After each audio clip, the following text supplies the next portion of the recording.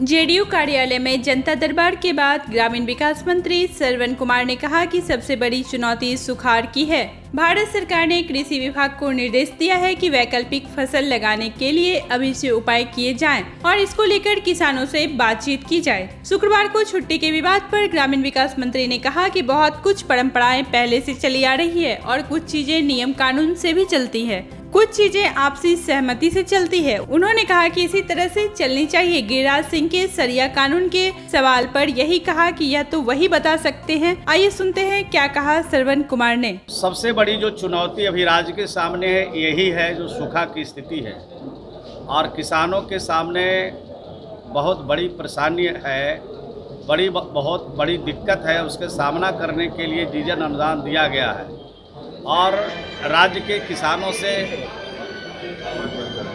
से जानना चाहती है सरकार और अपने अधिकारियों को उसमें लगाया गया है कि वैकल्पिक जो फसल है वो कैसे हम लगा सकते हैं और उस पर कैसे हम लोग फसल को अपने लगा करके अपने जीवन यापन कर सकते हैं। तो वैकल्पिक फसल लगाने के लिए भी दिशा निर्देश दिया गया है और उसकी भी तैयारी जोरों पर है और इसके अतिरिक्त बिजली के बारे में भी दिशा निर्देशित किया गया है कि बिजली की किसी प्रकार की दिक्कत किसानों को खेती में नहीं आए, इसके लिए सभी प्रकार के निर्देश दिए गए हैं। मैं समझता हूं कि किसानों को सुखाड़ से निपटने के लिए जो सरकार ने निर्देश दिया है अपने अधिकारियों के, उससे किसानों को लाभ मिलेगा।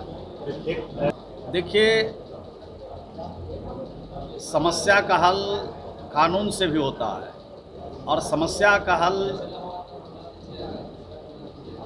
आपस में मिलजुल करके भी होते हैं और नियमों से भी होते हैं, पर पार्टियों से समस्या के भी हल होते हैं। और अल्पसंख्यक आयोग ने क्या पत्र लिखा है मुझे जानकारी नहीं है, लेकिन इतनी बात ज़रूर है कि जो परंपरा रही है, जो आपसी मिल्लत से जो चीज़ें चल रही है, तो निश्चित रूप से उस पर ज़्यादा तवज्जो नहीं देना चाहिए।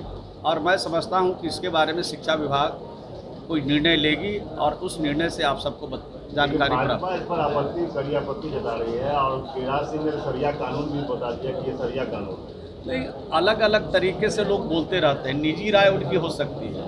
तो जो निजी राय देते हैं तो निजी राय देने वाले के बारे में हम लोग क्या टिप्पणी कर सकते हैं, लेकिन इतनी बात ज़रूर है कि कोई चीज़ कानून से भी चलता है, परिपाटी से भी चलता है, नियम से भी चलता है और आपसी मिल्लत से भी चलता है। तो इसमें से कोई एक चीज़ से चीज़ों का हल निकलना चाहिए।